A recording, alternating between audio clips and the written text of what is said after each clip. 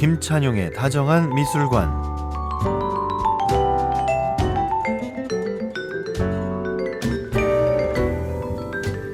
미술관에 깃든 사람과 풍경, 또 예술에 대한 이야기 들려드립니다. 다정한 미술관으로 함께 가보시죠.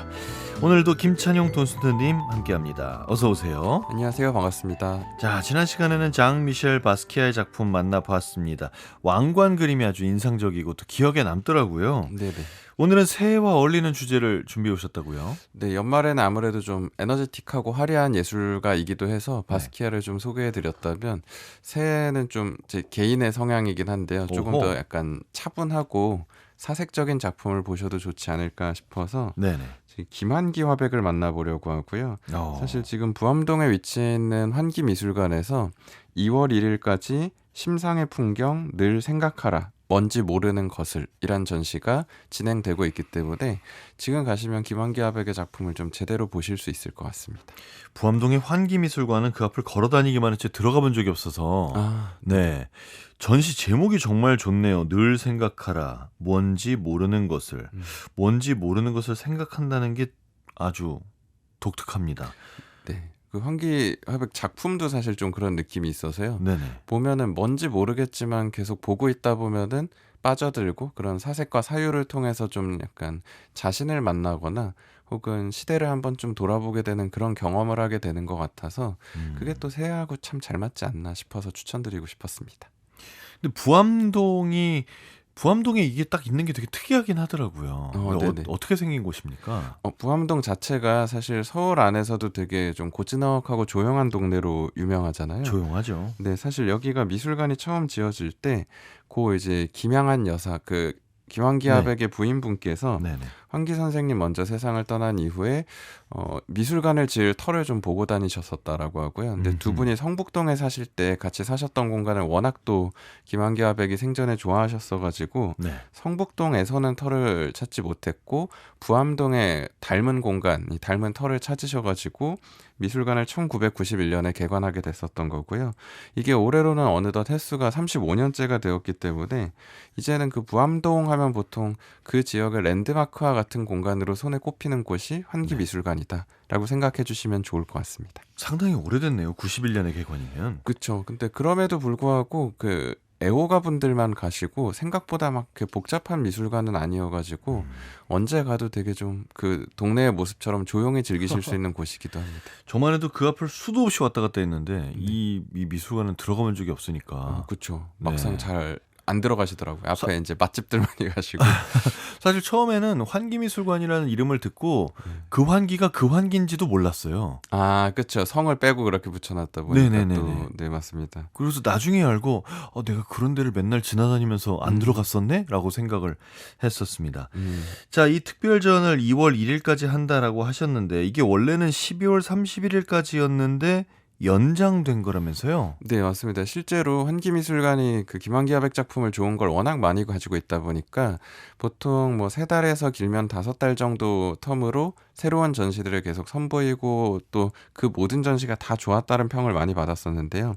특히나 이번 전시 같은 경우에는 그 뉴욕식이라고 보통 얘기를 하는 김환기 화백이 추상 미술을 제대로 보여주기 시작한 1963년부터 세상을 떠나시는 1974년까지의 작품을 주로 볼 수 있기 때문에 직접 가시면은 제일 좀 황금기 작품을 볼 수 있다고 생각하시면 될 것 같고요. 그래서 평이 워낙 또 좋고 또 이번에 또 많이들 방문하셔서 그런지 연말에 이제 2월 1일까지 조금 또 추가돼서 원래는 연말까지만 진행될 계획이었었는데 새해까지 전시가 이어진다라는 소식을 듣고 마침 추천드리고 싶었는데 추천 못 드린 게 아쉬웠는데 새해 보시기에 딱 괜찮다 싶으셔서 뭐 이제 길게 남은 건 아니지만 2월 1일까지여가지고 혹시라도 부암동 가실 일 있으시다면 꼭 가보시라고 추천을 좀 드리고 싶습니다. 그러게요. 저도 연장됐으니까 꼭 가봐야겠습니다. 근데 이거 딴소리를 하나 하자면 그 환기미술관 쪽 부암동 쪽이 주차가 잘 안 되잖아요. 여기 맞습니다. 주차 됩니까? 이게 개인적으로 좀 아쉬운 건 평일은 가시면 웬만하면 되긴 하거든요. 그 미술관 아예 정문으로 들어가시면은 제 기억에 다 이렇게 겹쳐가지고 이중 주차까지 하면 12대, 13대까지 될 수 있기는 한데 네. 문제는 주말에는 그 주차장 자체가 거의 활용이 불가능한 수준이라고 해가지고 주말에 가실 거라면은 사실 대중교통을 이용하는 걸 아예 미술관 측에서도 권장을 하고 있고요. 야호. 평일에 가신다면은 평일에 좀 조용한 시간대에 가신다면은 차 가지고 가셔도 미술관 내부에 주차 아마 가능하신 경우가 많을 거다라고 추천드리고 싶습니다. 그죠. 여기가 아무래도 주차가 좀 어려운 맞습니다. 지역이긴 합니다. 뭐 동네 골목이나 이런 데도 주차하는 게 마땅치가 않아서. 네네. 자, 우리 김환기라는 화백, 이분은 어떤 분인가요? 일단 1913년 전남 신안 안좌도 출신이고요. 이거 되게 섬나라라고 하긴 뭐 섬동네 출신이시다 보니까 예. 네, 본인이 실제로 그 기록에 남기셨었던 말 중 하나가 난 시골 섬 출신이야. 묻이 그리워서 목을 길게 빼고 계속 바라보다 보니까 내 목이 길어졌네 라고 이렇게 되게 유머러스한 글을 이렇게 자주 남기실 정도로 실제로 그 시대의 분 치고는 모델 같다란 얘기가 나올 정도로 키가 180 중후반대라고 기록이 되거든요. 네. 180 뭐 7, 8 뭐 이 정도로 기록이 되셔가지고 굉장히 큰 키에 남다른 외모를 가지고 계셨었다고 하고요. 다만 그 섬마을 출신이지만 워낙 또 미술 재능이 좋고 그림을 잘 그렸었기 때문에 이제 일본 유학길에 떠나서 이제 미술을 제대로 흡수하고 온 이후 우리나라에 돌아와서도 서울대학교 미대 교수님도 하셨었고 홍익대학교 학장님까지 역임을 하면서 미술계에서 후배들을 많이 가르치다가 교육자로서의 이제 삶보다는 자신이 이제 화가이자 예술가로서 연구하고 살아가는 꿈이 워낙 크셨었다 보니까 프랑스 파리 생활을 경험하면서 새로운 미술들을 경험하고 그 이후 이제 뉴욕까지 거쳐서 추상 미술의 거장에 도달한 예술가가 김환기다라고 봐주시면 좋을 것 같습니다. 그렇군요. 대표적으로는 사실 점선 면으로 표현한 그 추상화들 떠오르는데 이게 아까 말씀하신 대로 그 교직을 떠나면서 추상화를 하기 시작하셨다고 했으니까 그럼 그 전에는 구상화가 있나 봐요. 네, 사실 그 일본 유학 시절이나 혹은 국내에 돌아오신 이후에도 초기작 그리셨던 것들은 되게 한국적인 느낌은 강하지만 지금 우리가 대표적으로 알고 있는 김환기의 그런 작품 느낌과는 다르게 구상화여가지고 뭐 사람이나 산이나 달이나 뭐 집이나 이런 것들을 굉장히 많이 그리셨었거든요. 네. 예를 들어 이미지를 그냥 몇 개만 언지를 조금 해드리자면 완전 초기작 중 하나가 1935년에 그리신 이란 작품이 있는데요. 이건 20대 때 그리신 거여가지고 물론 이건 언뜻 보기에는 이게 구상화가 맞나? 좀 추상적으로 보이는데 라는 생각이 드실 수도 있어서 간단히 조금 묘사를 해드리자면 노란색 배경에 약간 집 안에서 볼 수 있는 병풍이나 혹은 뭐 약간 가구 같은 것들 이렇게 약간 심플하게 표현되어 있는 그림이라고 생각하시면 돼서 자신의 그 고향집에 대한 이미지를 표현한 작품이라고 상상해 주시면 좋을 것 같고요.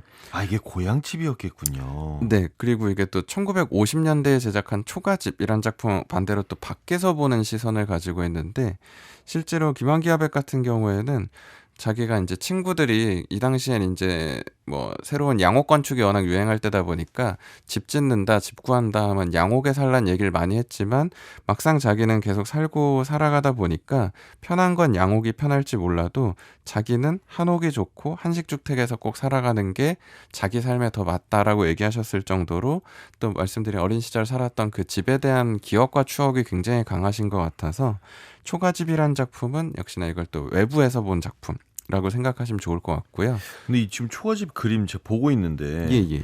이 벽에 네. 이 돌멩이가 박힌 것 같은 이 디자인 있잖아요. 네.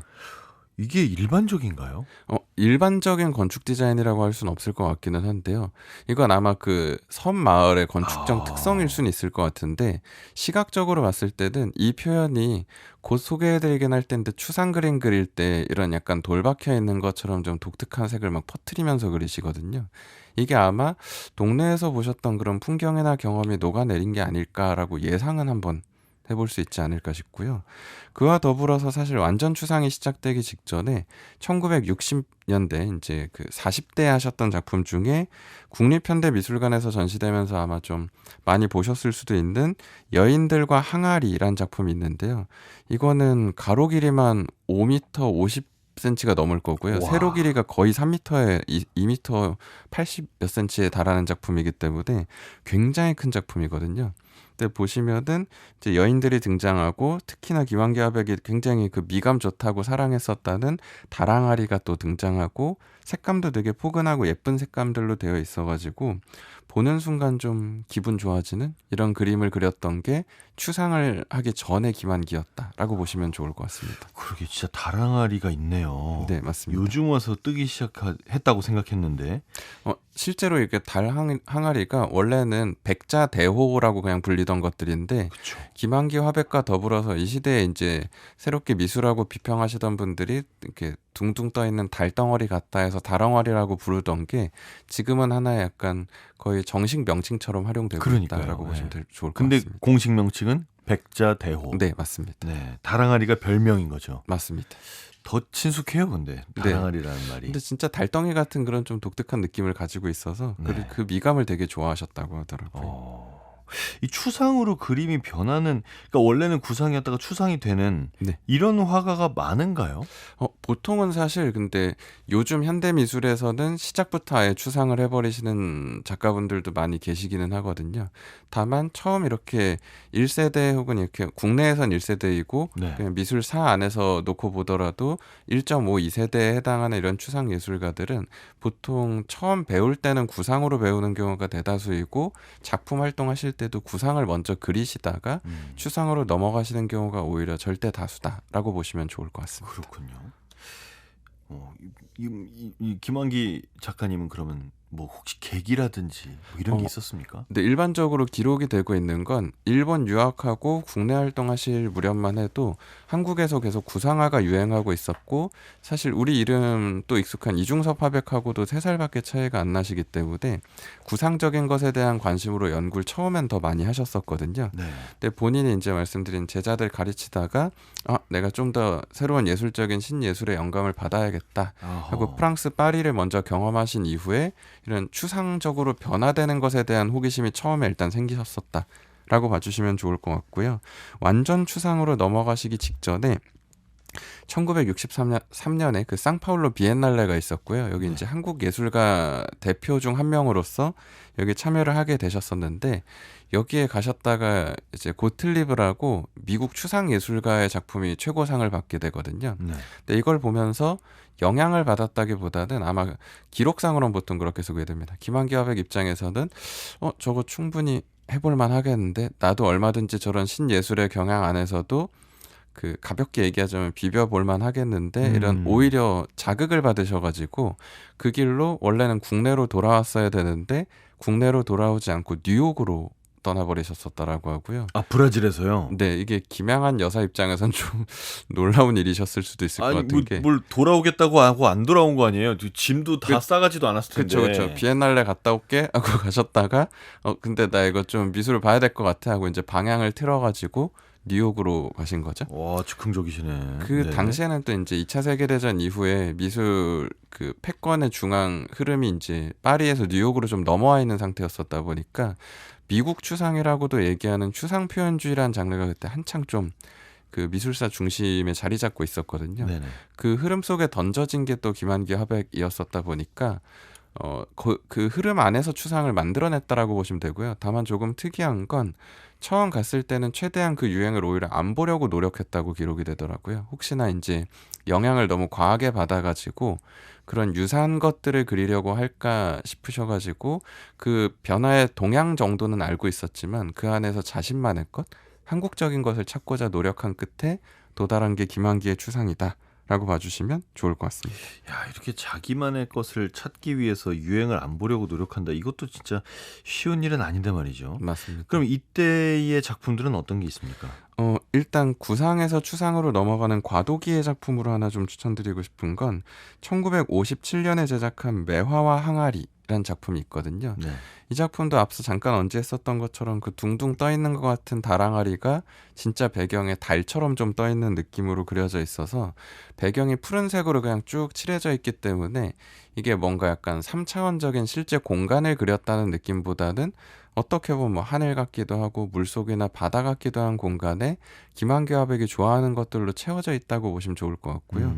그 항아리 앞쪽으로는 매화나무가 또 원래는 좀 구불구불하게 피는 나무이지만 마치 음표 같은 느낌처럼 이렇게 쭉 이렇게 그 마치 악보가 그려져 있는 느낌처럼 그래요. 저는 보이기도 했었는데요. 맞아요. 네. 이렇게 섞여 있다 보니까 분명 구상적인 것들, 이제 꽃나무하고 항아리가 합쳐져 있는 이미지인데도 어찌 보면 되게 추상적인 느낌으로 보인다라는 생각이 드는 결과물을 이제 1950년대 후반에 남겼다라고 봐주시면 좋을 것 같고요.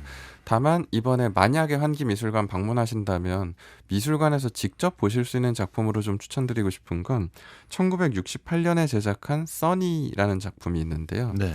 이건 3단화 형태로 되어 있는 작품이고 간단히 그냥 이미지 상상할 수 있게 조금 정리해드리면 제일 그 세 개로 나눠놓은 그 화면 중에 왼쪽 끝에는 나무하고 산하고 구름 같은 느낌으로 되어 있는 파란 동그라미가 그려져 있고요.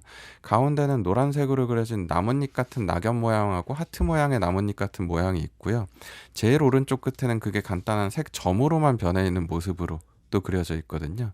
이 작품이 하나의 캔버스 안에 구상으로 시작했었던 김환기가 계속 사색하고 사유하면서 그걸 단순화시키는 과정에서 그게 하나의 점으로 변화되어가는 과정을 볼 수 있는 작품이다 라고 소개되기도 하고, 저도 이번에 방문했다가 알게 된 사실이 이건 개인 소장자 작품이어서 힘들게 빌려온 작품이어서 자료도 잘 없고 네. 이번에 보건 이제 다시 돌아가게 되면은 다시 볼 기회가 또 흔치 않을 작품이다 라고 그러겠네요. 소개되기도 해서, 그래서 한번 가신다면은 그 써니란 작품도 보시면 괜찮을 것 같습니다. 와, 근데 구상에서 추상으로 변하는 거를 한 작품에서 다 표현을 하셨네요. 맞습니다. 이 시기에 아마 판단을 하신 것 같아서 추상을 해야겠다라고 아마 어. 판단을 하신 것 같아서 그게 되게 좋더라고요. 갑자기 띡 하고 완전 추상이 나오는 게 아니라 나는 이런 형상을 이런 사유와 고민 끝에서 이렇게 단순화시키고 변화시켰다라는 걸 감상하는 우리한테도 되게 좀 직관적이고 쉽게 이해할 수 있도록 완성해 놓은 작품이 써니다라고 봐주시면 좋을 것 같습니다.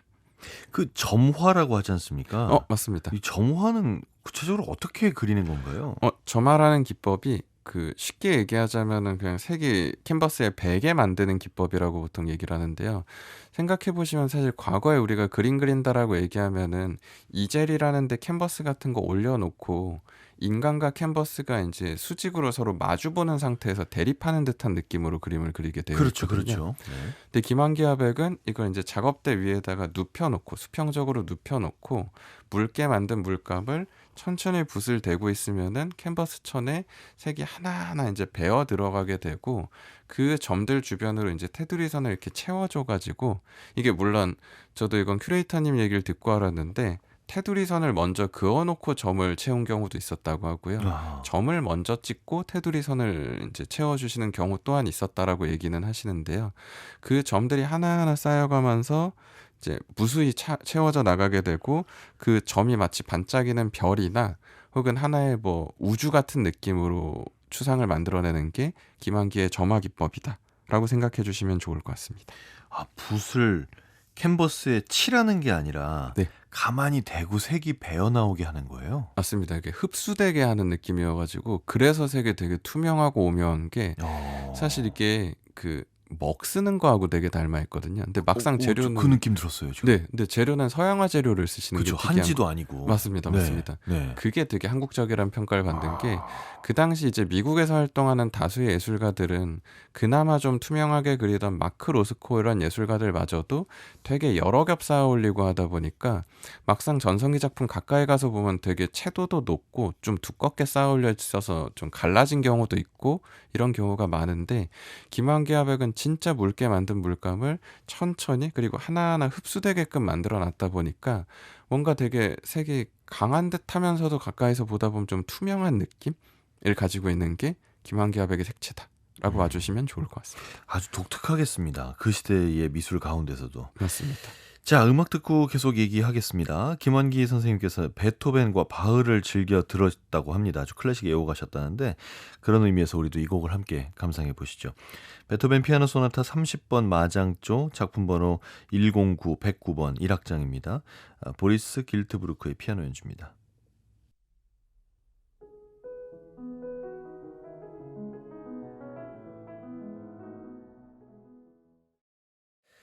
국악방송 한석준의 문화시대, 오늘은 김찬용의 다정한 미술관 코너 함께하고 있습니다.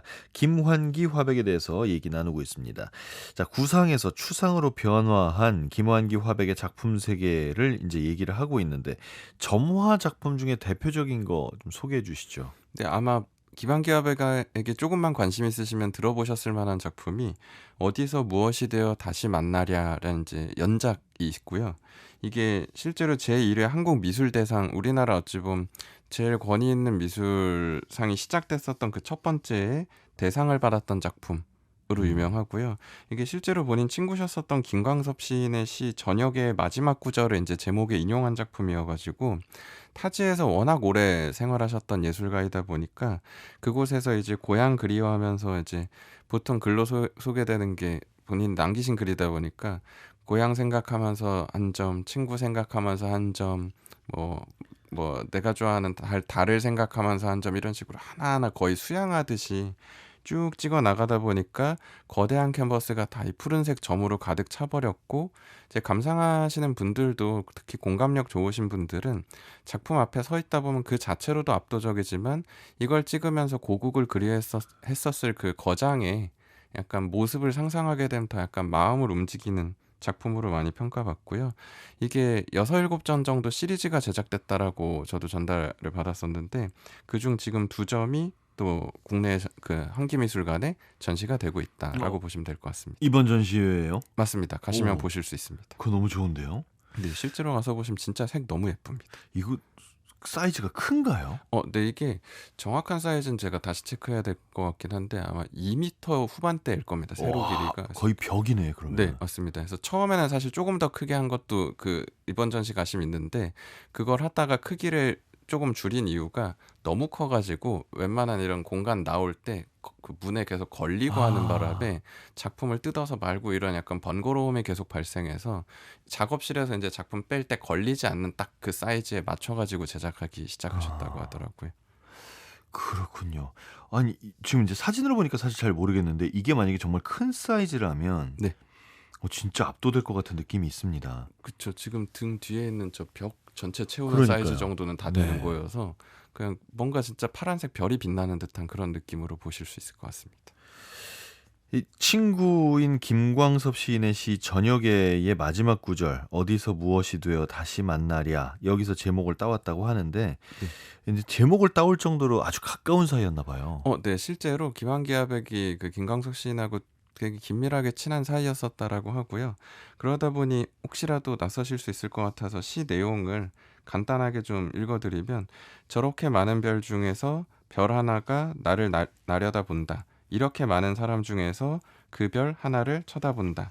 이렇게 정다운 너 하나 나 하나는 어디서 무엇이 되어 다시 만나랴 하고 제일 마지막에 이제 써있는 이 문장이 아무래도 말씀드렸던 고향에 대한 그리움을 가지고 있었던 김한기화백 입장에서는 되게 아마 마음에 와닿는 구절이었던 것 같고요. 그래서 이 작품 시리즈의 제목이 어디서 무엇이 되어 다시 만나랴가 되었다라고 봐주시면 좋을 것 같습니다.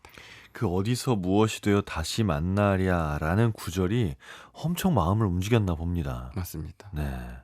그 제목 대신에 기호 같은 제목이 붙어 있는 것도 있잖아요. 네, 맞습니다. 어떤 건 보니까 05에 VI에 71, 샵 200 이렇게 돼 있거든요. 이건 네. 무슨 뜻인가요? 네, 실제로 이게 아까 뭐 써니 이런 작품 같은 경우에도 그 별개의 그런 한국어나 영어로 되어 있는 제목이 붙은 경우도 있지만 그 옆에 이렇게 약간 기호나 암호처럼 되어 있는 번호가 다른 원제라고 해야 될까요? 제목이 네네. 늘 붙어 있거든요.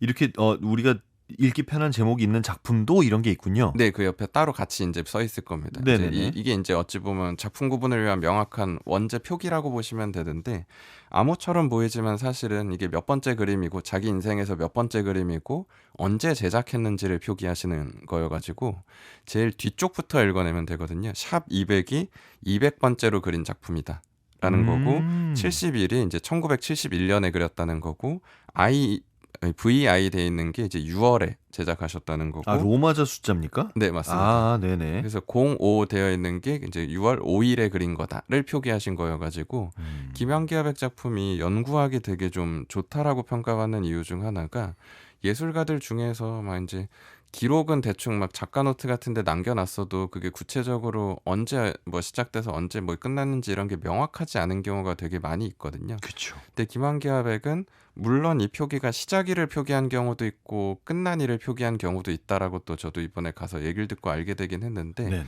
그래도 구체적으로 어느 시점에 이게 제작됐는지 그리고 그걸 그릴 때 어떤 감정이었는지 이런 일기나 편지글을 많이 남겨놓으셨기 때문에 마치 우리가 반고흐 같은 예술가 편지 덕분에 좀 더 자세히 알고 연구할 수 있는 것처럼 연구하기 되게 좋은 작가로 많이 소개되는 게 또 이 김한규 화백이기도 합니다. 그렇겠네요. 그 돈 얘기를 해서 죄송합니다만 이제 우리 작품 얘기하면 항상 도대체 얼마의 거래가 될까 이런 거 궁금하잖아요. 맞습니다, 맞습니다. 이분은 어떤가요? 사실 김한기 화백이 국내에서 미술 조금 관심 있으신 분들은 작품 그 자체보다 약간 경매나 가격 이슈로 더 익숙하실 수도 있을 것 같거든요. 실제로 최근에 1971년에 제작한 19-4-71 샵 206이란 작품이 뉴욕 크리스티 경매에서 이제 840만 달러로 한화로 하면 123억 1,600만 원에 거래가 돼가지고 역대 한국 미술품 거래 순위 2위를 했고요. 거래액 기준인가요? 네, 거래 단일 작품으로 네. 이제 판매액으로 했을 때 제일 비싸게 팔린 거 한국에서 2위가 이 작품이었고요. 다만 아이러니한 건 1위를 한 작품도 김한기 화백 작품이어가지고 네. 그 1위는 2019년 홍콩 크리스티 경매에서 판매된 우주 05 4-71 샵 200이란 이 작품이 132억 원에 이제 판매가 되면서 한화로 이제 132억 원에 판매가 되면서 아직까지도 한국 이제 미술품 거래 이제 가격 중에서는 1위를 하고 있는 게 김한기 화백의 작품이다라고 봐주시면 좋을 것 같습니다. 이게 작품 번호랑 날짜가 명확히 있으니까 재밌네요. 지금 보니까 같은 달에 그렸네요. 맞습니다. 그리고 이달에 5일이 200번째인데 19일이 206번째니까 요때 엄청 열심히 그리셨네요. 맞습니다. 그리고 실제로 70년에서 72년, 3년 이때가 제일 그 점화 절정기 작품들이어가지고 이때 게 좀 좋아하시기도 많이 좋아하시고 이제 속된 말로 매물 나오면은 제일 좀 치열하게 좀 이렇게 비싸게 팔리는 게 이 70년에서 72, 3년 사이 것들이 좀 인기가 많다라고 보시면 될 것 같습니다. 김한규 화백의 작품이 이렇게까지 많은 사랑을 받는 이유, 그러니까 우리나라 사람만 좋아하는 게 아니라 전 세계에서 다 이렇게 좋아하는 이유가 뭡니까? 저는 그 본인이 아까 오히려 대단하다고 말씀하신 것처럼 사실 해외에 가가지고 막 유행하고 잘 팔리는 스타일들이 있으면은 좀 따라하고 하면서 그 유럽화 되거나 혹은 서구화 돼가지고 맞아요. 그 네. 흐름 안에서 활동하실 수도 있었을 텐데 계속 뉴욕에 머무르면서 활동하셨음에도 불구하고 그 안에서 한국적인 것을 계속 찾고자 했었던 예술가이고 그래서 한국 많이 보여줄 수 있는 어찌 보면 한국 정서로만 드러낼 수 있는 추상을 완성해냈다라는 평가를 받거든요. 예를 들어서 그 당시에 워낙 유명했었던 잭슨 폴록이라는 이름의 예술가는 오히려 되게 마초스럽게 막 물감을 뿌려버리고 그 위에 발자국도 남기고 담뱃재도 떨어져 있고 막 이런 식으로 그렸었다면 네. 김한기 화백은 세상 선비 같다라고 얘기합니다. 천천히 이제 사색하면서 막 그려내는 이 작품들이 그들 입장에서는 되게 이게 동양의 여백의 미 같은 느낌이라고 할까요? 비워냄의 미학이 있는 그런 색채나 표현들을 가지고 있다. 해서 어찌 보면 그 서구권의 미술사 맥락 안에 있을지언정 그걸 굉장히 한국적인 방식으로 해석해냈다라는 걸 굉장히 좀 높게 평가해서 요즘에는 우리가 보통 단색화라고 많이 소개하고 있는 한국 현대추상계보의 시작점에 있는 예술가로 손에 꼽히다 보니까 더 대단하다라고 많이 사랑받고 좀 팬들이 많다라고 봐주시면 좋을 것 같습니다. 그럼 김한기 화백의 한국적인 표현이나 뭐 색채의 특징이나 이런 건 뭐가 있나요? 김한기 화백의 색채의 특성은 말씀드린 기본적으로 사용하는 재료가 그 서양화 재료를 쓰긴 하거든요. 주로 그 오일 유화물감 베이스로 사용을 많이 하시는데 네. 막상 이걸 되게 묽게 만들어 가지고 쓰시다 보니까 색 자체가 마치 수채화처럼 투명도가 되게 높다라고 봐주시면 좋을 것 같고요. 주로 사용하는 색은 오히려 다 원색들 위주로 좀 많이 사용하시긴 하거든요. 네. 파란색하고 빨간색, 노란색, 초록색 이런 색을 많이 쓰시는데 다만 파란색을 쓰시더라도 뭐 코발트 블루하고 프러시안 블루 이런 좀 비슷한 파란색 안에서도 조금 더 약간 차갑게 느껴지는 색하고 조금 더 시원하게 느껴지는 혹은 뭐 약간 맑게 느껴지는 색을 이제 구도 안에 섞어서 이제 배합을 하신다거나 이런 색들이 막 자극적이거나 강하게 다가오는 색이라기보다는 은은하게 다가오는 색들이다 보니까 이 쌓이고 쌓이면서 오는 그 고유한 색의 감각이 그 서양 사람들 보기에도 좋아하는 것 같고요. 이게 또 한국 분들이 보시기엔 더더욱 좋아하시지 않나 라는 생각이 드는 것 같습니다. 우리한테는 좀 익숙하죠. 그죠. 사실 저희는 그러니까 뭐 같은 자연 풍경을 보더라도 제 생각에는 개인적으로 예를 들어 지중해 근방에서 보는 그런 햇빛이나 하늘의 느낌하고 우리나라 뭐 강원도 이런 데서 또 마주하는 그 햇빛이나 그런 자연의 느낌은 분명 다른 색과 느낌을 그럼요. 가지고 있다고 생각해서 네. 그 정서를 담아낸다라고 봐주시면 좋을 것 같습니다. 김환기 화백께서 1963년 12월 11일에 남긴 글에 이런 게 있네요. 어제는 어쩐지 뒤숭숭해서 거리에 나갔지. 우연히 레이몬드라는 화가를 만났어. 내 스케치북을 보더니 경이적인 태도였어. 너무 동양적인가? 물었더니 그렇지 않대. 대단히 오리지널하대. 쬐끔한 작품이 우주감을 준대. 묘한 색깔이래. 가다가 진지하게 내 그림을 보아주는 사람을 만나면 무조건 기쁘고 용기가 나요. 이런 얘기를 들으면요. 이 작품이 너무 보고 싶어요. 그쵸. 그러니까 저같이 미술 모르는 사람들은 사실 작품에서 주는 감동도 감동인데 그 작품 뒤에 숨어있는 스토리가 뭐가 있을 때 그게 너무 궁금하거든요. 그쵸. 뭔가 약간 사연에 대한 걸 또 듣게 되면 도대체 뭐 이 작품에서 왜 그런 감정이 들었을까 그쵸. 이런 게 또 궁금해지다 어. 보니까 더 가서 보게 되는 부분도 있는 것 같습니다. 뭔데 쬐끄만 작품이 우주감을 주냐고 이게 너무 궁금한 그쵸. 거죠. 그 이렇게 작은 되면. 점이 뭐라고 뭐 200억 가까이 돈을 쓰고 그럴까 막 이런 생각이 들 수 있죠. 그러니까요. 이런 작품들을 만날 수 있는 전시가 바로 이번 전시 심상의 풍경 늘 생각하라 뭔지 모르는 것을 이라는 이번 전시인데 오늘 말씀하신 작품이 다 있나요? 초기작이라고 말씀드렸던 것들은 오히려 없다고 봐주시면 될 것 같고요. 아까 써니라고 추천드린 것만 있다라고 보면 될 것 같고요. 네. 오히려 말씀드린 1963년 이후 뉴욕 시기부터 이제 완전 세상 떠나시던 작고하시던 1974년까지의 작품들이 있어가지고 제일 중요한 건 대표 시리즈는 다 있다라고 보시면 돼서 말씀드렸던 어디서 무엇이 되어 다시 만나려도 만나보실 수 있고 더불어서 그 작고하시기 한 해 전에는 아까 음악도 중간에 저희가 들려드렸지만 음악을 워낙 또 좋아하고 사랑하셔가지고 음악의 어찌 보면 진동과 같은 그 음파에 대한 영감을 본인의 그 점화 기법으로서 풀어낸 작품들도 있거든요. 그 음악을 추상화한 작품도 보실 수 있고 특히 개인적으로 좋아하는 게 제일 위층 마지막 공간 가시면은 세상 떠나시기 직전에 제작한 마지막 그 유작도 이번에 공개가 되어 있거든요. 네. 근데 보시면은 색이 되게 달라져 있습니다. 되게 좀 무거워졌다고 할까요? 좀 보고만 있어도 좀 직설적으로 얘기하면 우울하고 좀 그루미한 감성 드는 색깔로 바뀌어 있는데요. 그 주변에 그 당시에 이제 김환기 화백이 남긴 글들이 같이 써 있는데 몸이 너무 고통스럽고 힘들다. 그래도 이제 붓을 들고 그려야 된다. 하지만 이 하나하나의 시간들이 너무 곤욕이다. 이런 것들이 막 이제 써 있는데 그 순간에도 그 어찌 보면 감정과 경험 그리고 또 포기하지 않고 붓을 놓지 않고 계속 그렸기 때문에 또 다른 영역에서 자신의 어찌 보면 완성, 정점을 보여준 작품들을 이번에 가시면 다 만날 수 있다라고 생각하시면 좋을 것 같습니다. 방문하는 분들에게 추천하고 싶은 감상 포인트가 있다면요.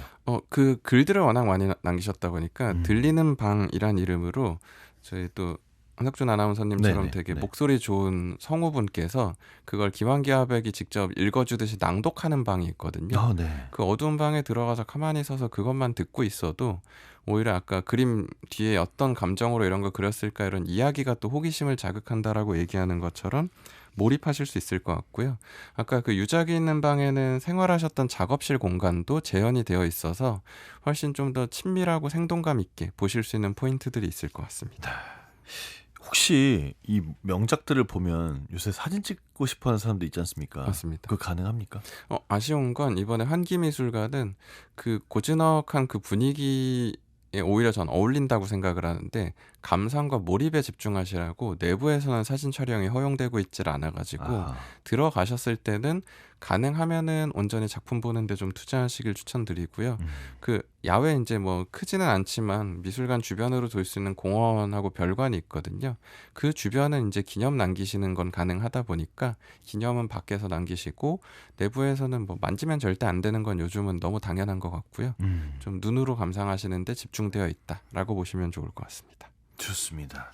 이 부암동이라는 공간 자체가 또 참 매력적인데 환기미술관과 함께 둘러볼 만한 뭐 좋은 공간이 더 있다면요. 아마 좀 더 대중적으로 익숙하실 만한 공간은 그 서울미술관이라고 석파정으로 원래 유명하긴 한데 그 석파 이하응인지 네. 원래 거기 머물렀다라고 알려져 있는 들어가시면은 너무 또 그 서울 안에서 마치 시골 온 것처럼 고요하게 느낄 수 있는 좀 좋은 미술관이 있거든요. 그래서 그 서울 미술관도 추천드리고요. 그리고 거기서 언덕으로 그 자하문 오른쪽 언덕으로 계속 올라가시면 주민센터 옆쪽 길 계속 들어가시면은 그 목인박물관이라고 여기는 이제 목조형물하고 조각 같은 거 볼 수 있는 것만 또 모아놓은 곳이 있고요. 네. 혹시 인왕산 등산 좋아하시면 쭉 올라가시는 등산로 옆에 자하미술관이라고 되게 작은 사립미술관이 있는데 거기도 좀 서울 전망을 볼 수 있는 곳이어가지고 좀 독특하기는 해서 숨어있는 미술관들이 많다라고 생각하시면 좋을 것 같습니다. 그러네요. 미술관, 박물관이 꽤나 많네요. 맞습니다. 네, 알겠습니다. 자, 오늘은 한석준의 문화시대 김찬영의 다정한 미술관 김환기 화백의 작품을 살펴봤습니다. 오늘 말씀 감사합니다. 네, 감사합니다.